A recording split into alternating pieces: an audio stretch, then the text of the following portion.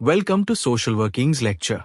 Imagine you're sitting in a cozy coffee shop with me, sipping your favorite drink, as we get into a super important topic for anyone interested in social work. The topic is anti-oppressive social work practice. By the end, you have a clear idea of what this is all about, why it matters, and how it works.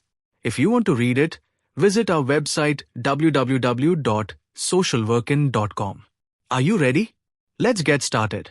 What is anti-oppressive social work practice? Let's start with the basics. What does anti-oppressive mean? Picture this.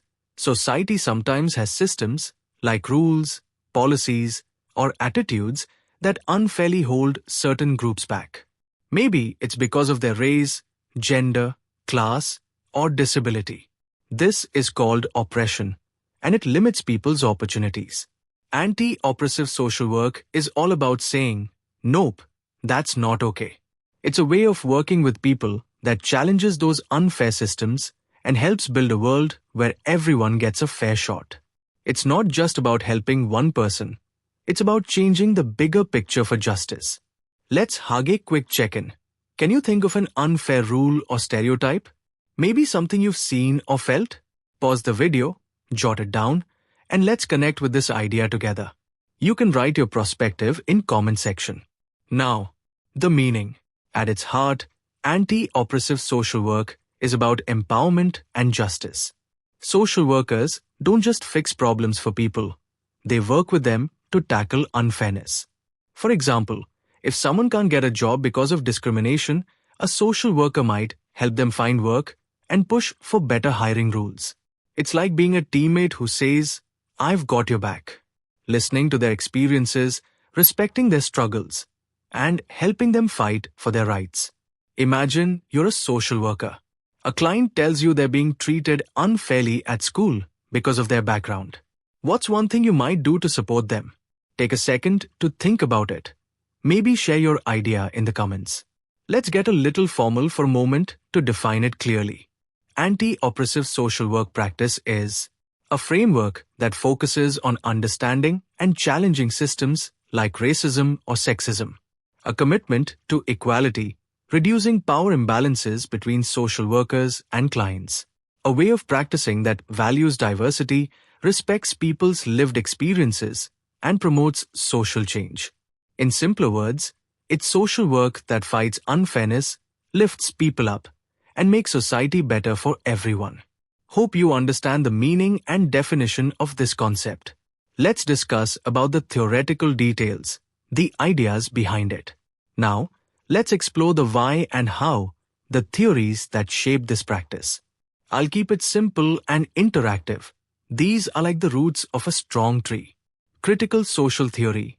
This says society isn't always fair because some groups have more power, like with wealth gaps. It asks, why is this happening and how can we change it? In social work, this means looking at laws or norms affecting your client. Quick question for you. Can you think of a norm, like a belief or expectation that makes life harder for some people? Let me know in the comments. Feminist theory. This focuses on how gender and race or class shapes experiences. Women or marginalized genders might face challenges like unequal pay.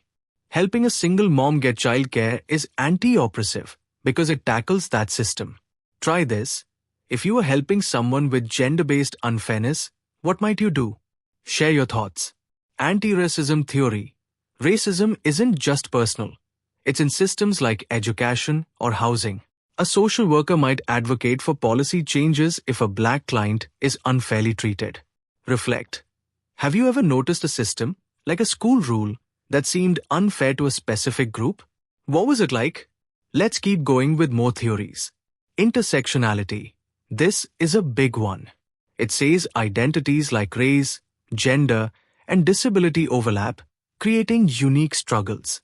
A black woman's challenges might differ from a white woman's because of racism and sexism combined.